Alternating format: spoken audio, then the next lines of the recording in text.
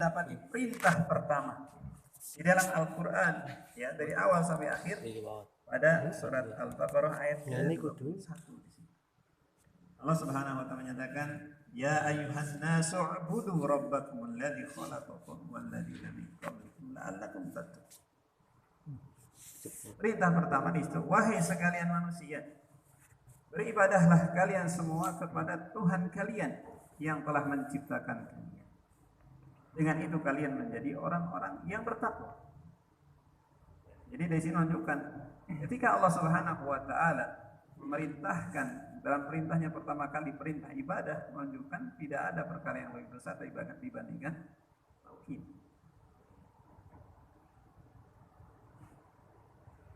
Kemudian au ikhbarun 'anil musyrikin wa man taqama Allah ta'ala minhum bihi fid dunya wa ma a'adda lahum fil akhirah. Atau bisa jadi ayat Al-Quran berisi tentang berita tentang orang-orang musyrikin. Ini orang-orang yang menentang tauhid, yang menentang tauhid, menentang keharusan untuk hanya Allah Subhanahu wa taala yang diibadahi. Allah beritakan tentang mereka dan hukuman yang Allah Subhanahu wa taala berikan kepada mereka di dunia dan apa yang Allah Subhanahu wa taala siapkan dari azab di akhirat. Contoh misalnya terkait dengan ancaman yang Allah berikan kepada orang-orang kafir di akhirat. Allah menyebutkan tentang neraka, uiddat lil kafirin. Disiapkan neraka itu bagi orang-orang yang kafir. Ini orang-orang yang kufur kepada Allah, di mana di antara bentuk kekufuran adalah kesyirikan. Untuk kita ketahui, ya, bahwa kekufuran itu bermacam-macam. Ada bentuknya kesyirikan. Jadi mau beribadah kepada Allah, tapi juga mau ibadah kepada selain Allah. Itu namanya syirik. Pelakunya musyrik. Ada juga di antara bentuk kekufuran ilhad. Yakni tidak mau ibadah kepada siapapun. Termasuk di antara bentuk ilhad adalah ateis. Apakah mereka dikatakan musyrik? Ya.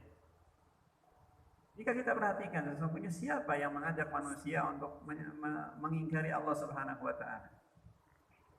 Siapa kira-kira? Iblis. Syaitan. Sehingga dengan demikian, walaupun dia tidak mau menyembah apapun, pada hakikatnya dia menyembah siapa? Menyembah iblis, taat kepada iblis. Ini keadaan mereka.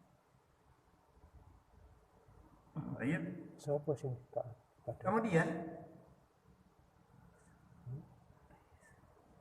selanjutnya tadi sudah sampai pada ini orang-orang yang menentang tauhid dan hukuman Allah Subhanahu wa taala terhadap mereka, baik itu di dunia maupun yang Allah siapkan di akhirat. Wa imma ahkam halalin wa haramin. Dan bisa jadi ayat Al-Quran berisi tentang hukum-hukum, baik itu yang berkaitan dengan perkara yang halal ataupun perkara yang haram. Hal yang demikian, wa hadza min huquqit tauhid. Hukum-hukum Allah Subhanahu wa taala yang berisi perintah ataupun larangan, penghalalan ataupun pengharaman ini masuk dalam hak-hak tauhid. Contoh misalnya dalam perkara yang kaitannya dengan penghalalan dan pengharaman. Dalam ayat Allah Subhanahu wa taala nyatakan wa ahallallahu al-bai'a wa harrama riba. Allah Subhanahu wa taala menghalalkan jual beli dan mengharamkan riba. Nah, ini termasuk di antara hak-hak tauhid. Siapa yang menempuh perkara yang halal, berarti dia menaati Allah Subhanahu wa taala, dan ini termasuk di antara bentuk tauhid. Dan sebaliknya, siapa yang menerjang apa yang Allah Subhanahu wa taala haramkan, berarti dia menentang Allah Subhanahu wa taala. Berarti dia menentang ketauhidan terhadap Allah Subhanahu wa taala.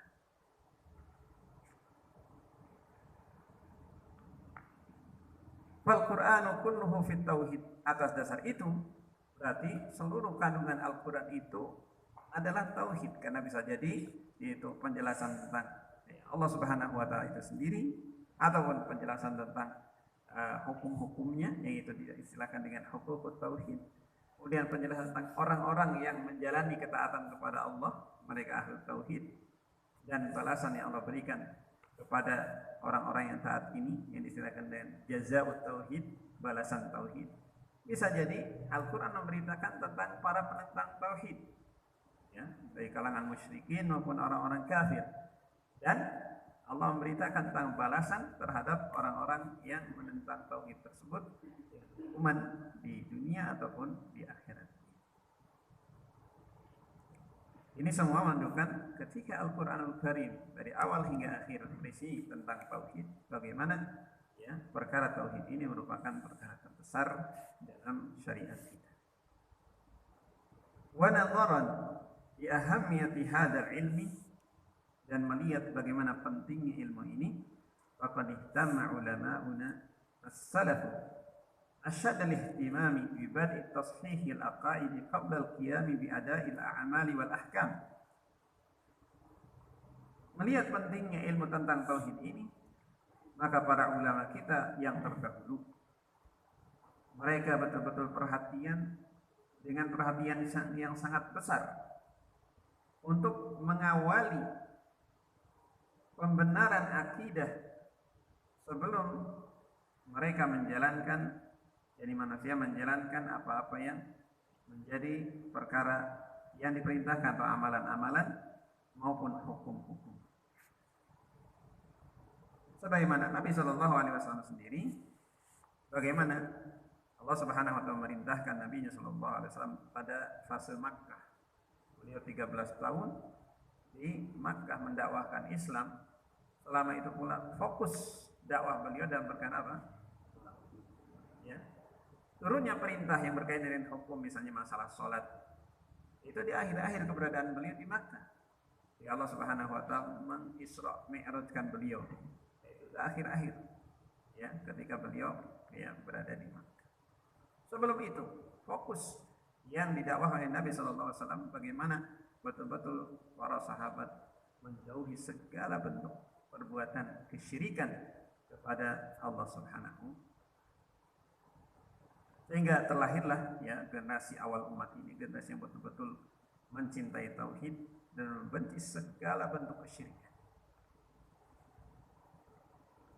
Demikian pula ketika Nabi Shallallahu Alaihi Wasallam mengutus ya utusan, sebagai contoh misalnya ketika Nabi mengutus Mu'adz ibn Jabal, Nabi Shallallahu Alaihi Wasallam mengatakan, innaka ta'ti qauman min ahlil kitab, dalam Sahih Bukhari dan Muslim. Sesungguhnya engkau nanti akan datangi kaum dari ahlul kitab, dan yang didatangi oleh Mu'adz bin Jabal orang-orang Yahudi. Mayoritasnya mereka adalah orang-orang yang memiliki ilmu tentang kitab Taurat.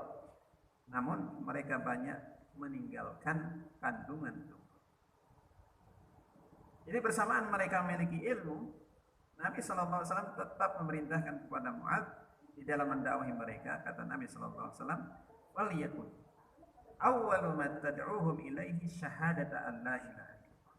Hendaklah kamu jadikan dakwahmu pertama kali kepada mereka untuk kamu mendakwahkan syahadat la ilaha illallah. Ajak mereka untuk mau mempersaksikan bahwa tidak ada yang berhak untuk disembah kecuali hanya Allah Subhanahu wa taala. Kenapa? Kita mengetahui orang-orang Yahudi menuhankan siapa? Uzair, ya, menuhankan Uzair. Kenapa kok sampai mereka menuhankan Uzair? Ketika Uzair datang ke tengah mereka kemudian membacakan Taurat dari hafalannya, ini sesuatu yang mengagumkan, ya. Karena termasuk di antara perbedaan yang Allah khususkan umat ini dibandingkan umat sebelumnya, Allah jadikan Al-Quranul Karim itu mudah untuk dihafal, sehingga anak-anak kaum muslimin banyak mereka yang menghafal Al-Quran. Adapun di umat terdahulu, kalau ada seorang yang hafal kitabnya, itu luar biasa. Sampai Uzair ketika datang ke tengah mereka membacakan Taurat dan hafalannya, dianggap luar biasa sampai dianggap anak Tuhan.